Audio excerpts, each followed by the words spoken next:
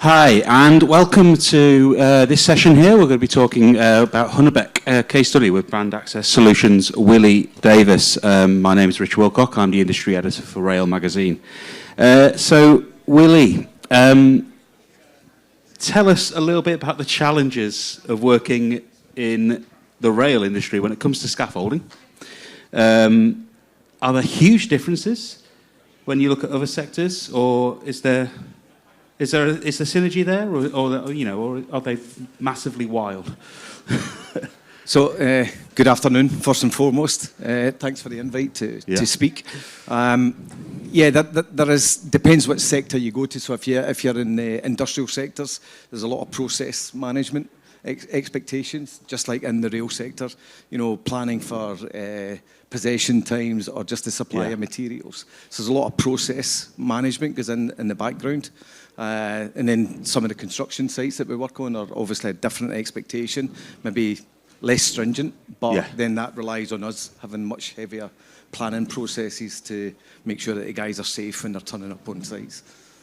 So when it comes to safety then, I guess talk us through what you need to do on a site to ensure, it's obviously a huge concern, isn't it? Safety. So what do you really have to look out for? What mitigations are you looking for to make sure it's completely safe? So, first and foremost, we have a heavy reliance on our customer base, to communicate what the hazards are in any particular sector, whether it be industrial, rail, commercial. So that then takes us to the process of us managing our guys. We have an expectation that every site or every project that we work on has a pre-job hazard assessment, captures identified hazards, bring it back into the planning office, work out what the control measures are and how we can execute efficient, safe practices. So talk us a little bit about the planning that goes into it, pre-planning. For something like this. For a rail project, when I think about things like HS2, which I know that Brand Access Solutions and then Hunnebeck have worked on in the past, the scale of projects like that must be a huge amount of planning going into it beforehand, mustn't it? And how do you interact with others? How do you interact with the civil engineering and if you can tell us a little bit about that, and certainly specifically in the rail industry. Yeah. So planning's critical, like everything. HS2, as part to your question, the early collaboration is critical when we get that opportunity to sit down with project management teams, involve our sales team, the engineers within our functions. Whether it be commercial scaffolding or forming and shoring. So we've got engineers with, specialities in each system. So we leverage that. That's critical. With HS2, is the early intervention is probably done as more benefit with that journey from what the initial request is, us producing a scheme to say, here's what our solution would be, and then working with the on-site teams on actually taking it to, right, that's the concept, the approval process, and then delivery to site at the end of the day. So, I guess what I'm interested there is you seem to have an awful lot of conversations with an awful lot of people, and would you like to see any areas of there improved? Is there any ways technology or innovation can improve those sort of interactions, and or is innovation within your sector more on safety? I think the planning and the paperwork that comes from working at Network Rail, as an example, or through HS2 and our customer base, I would never say there's not enough planning can go into something, right? You've got to be prepared for any eventuality. It's all about safe productivity at the end of the day, and no amount of planning can be omitted from that, right? So, but innovation, from a innovative standpoint, you know, as an organisation, we're doing pilots around AI. You know, how do we get paperwork, less paperwork, but put it in the cloud? You know, observation programs that we do pilots around, you know, the guys doing observations, scanning it, and uploading into the system. And then our operations team can then extract data from that. That's interesting you say that, actually, because we talk about AI almost as a tool that is going to be taking over the world. But do you see it more in your sector as something which is a tool just to help, rather than something which is going to take over? I would say it's more, you know, we see it as a helping tool. Yeah. Some of our customer base does drive that focus. You know, they'll ask us what our innovation is, and, you know, what products, like, you know, the innovation around product development, suspended access systems that you can see that stand behind us. That's all part of our, you know, approach to trying to evolve, be more efficient, you know, which is important to the rail sector. Something that's more efficient against conventional scaffolding. So we are very open-minded around innovative tools. I wanted to touch a little bit on training, actually. So I guess, where does it start when to get someone site ready? How long does it take? And what is involved in sure to make sure someone is site ready? And also, as well, is there any particular skills that somebody has to bring to the table beforehand that can work within your sector? Yep. So the skill set's critical for us. We've got guys that can come into the business as a labourer. They can work in yards. We've got a rigorous programme that helps educate the team on, you know, product identification, servicing of the equipment, and then eventually we'll put them into being a trainee scaffolder or installer. But typically, most of the guys, if they're out in the field, they go through the scaffolder route, and then we do all the bolt-on training sessions around, you know, the innovative products like the quick deck, as an example. We've got to give guys specific training.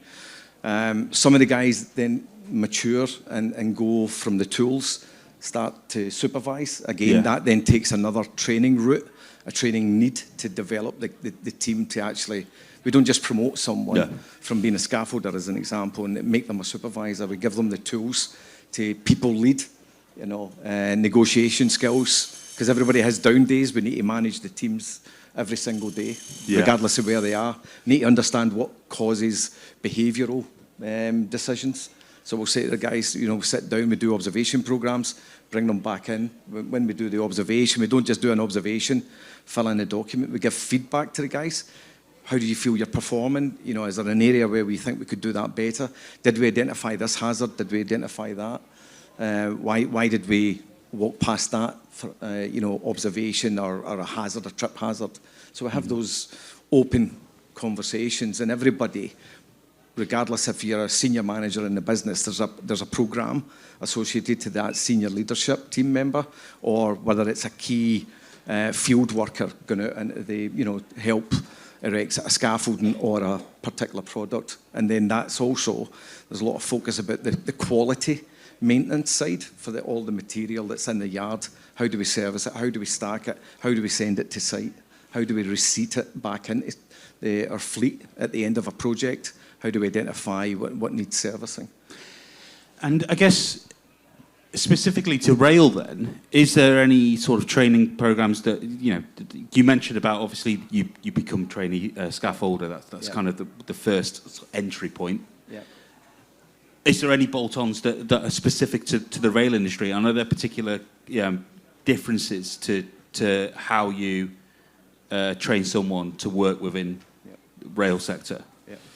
So, of course, we're risks accredited, which takes us down the road of making sure that all the guys that are, you know, in our processes allow us to come into the sector. That's critical.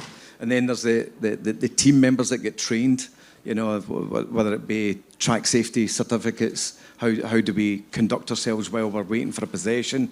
Do we deviate from that process? So there's that whole training angle that, make sure that nobody deviates from a process within the rail network, because it's such critical safety information that we need to comply with. So the teams are all typically hand-picked and identified who's got that good safety and organisational performance, from supervisors to the team members actually delivering the work at site. So tell us a little bit more about some of the trickiest, HS2 for instance. How tricky is that? Something of that scale. And it's, we talk about bridges and viaducts and cuttings and various different ways, interacting obviously with an awful lot of people in there. Can you just tell us a little bit more just specifically about HS2 and those difficulties? So I've not worked specifically at HS2 because, I'm in a different role. But from the information that I do know, maybe Tony will help if he needs to. But I think a lot of the challenge there is the planning and the coordination with such a project like HS2. There's so many variables at any one time. And if there's any kinks in that plan, it can have such an impact on other trades, other suppliers, and impacting us as well, obviously, for the delivery. But the HS2 project, there have been a lot of special projects that we've done, like pier heads, bridge supports. So much bigger scale that compared to some of the projects we've worked on in the past. But the interaction has obviously helped us through the planning process to deliver on time and maintain that constant deliverable. And I know there's plenty in the industry now that talk about a talent shortage, and that is quite prevalent in rail. It's quite prevalent in civil engineering, where specific talents are not quite there where they used to be, and we are seeing an awful lot of people leave the industry. Electrification, certainly. Is that something that is a concern within your sector as well, that there is a real talent shortage out there, or do you have hordes and hordes of men waiting to become trainee scaffolders? So yeah, I think everyone suffers from labour resources at the moment. We're fortunate, we're because of our global footprint, we've got companies and supply chain throughout the world that we can try and start, resourcing from outside the country if need be. We're currently exploring that at the moment about, like our Indian workforce, massive supply chain from India that goes into the Middle East.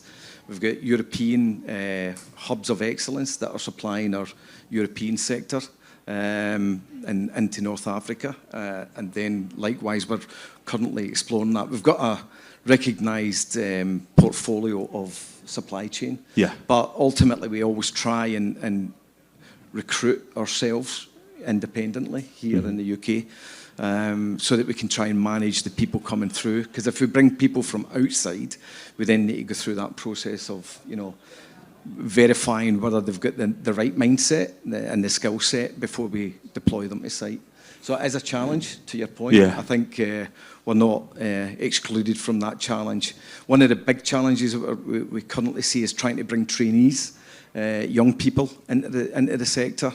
And why is that, do you think? I think it's just the modern day approach around, people they would rather be working elsewhere, maybe, mobile phones, IT is a big sector for people. Back to your, innovation comment earlier about, people would rather be IT sitting behind a desk compared to going out work. Today's fantastic weather, but there's a lot of time in our industry where you're in the rain.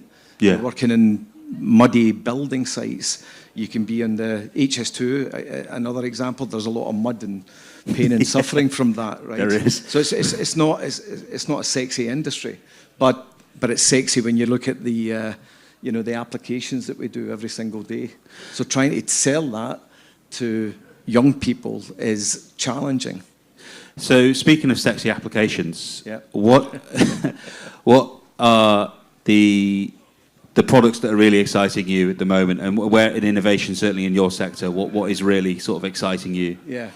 So for us, the latest innovation is our Quick Deck product, suspended application, where it eliminates a lot of the heavy lifting from conventional tube and fitting scaffolding or system scaffolds. It's much quicker, very easy to follow and apply to many applications.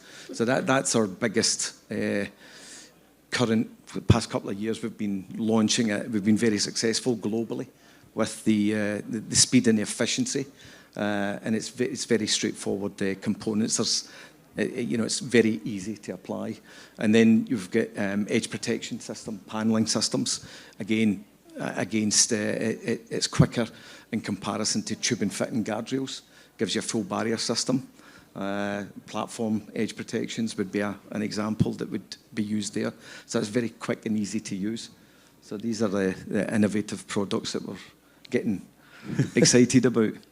And I guess as well, I wanted to just touch on a little bit as well was at the moment, obviously with CP7 that's come along in rail, there's been a sort of a slower trickle of work in the rail sector. Is that something which has affected you guys? Have you noticed a slowdown of work within rail, or has things been pretty steady? I would say it's been pretty steady, but it's probably not where we need it to be. If I'm honest. Never is. Yeah, I'm looking at Tony. Tony's our sales director for the UK and Europe. But it's probably not where it needs to be. Now, there's a couple of factors there. There's probably people diversifying, our competitors potentially diversifying, heading into new market spaces, which then gives us a challenge, and it drives people to try and be a little bit sharper with pencils, which we can argue whether it's good, bad, or indifferent. But yeah, we would like to enjoy more workload from the sector for sure. So just going to open the floor. If anyone's got any questions for Willie. Did you all understand my Scottish accent? Wonderful. If there's no questions, then we had a laugh about that. Yeah. You've all seen the video footage of the guy in the elevator or the lift. He shouts 11, 11. Google it, it's on YouTube. You'll understand the Scottish accent. It's automated lift control. Go and have a look at it. That's me. You're a hard audience, I must admit. No, I said good afternoon a few times, nobody responded, and then it's like no questions. Fantastic. Anyway, thanks for listening. I really appreciate your time. Thank Tony, you. You got anything to add? No. Good. Thanks very much for your time. Thanks. Thank you.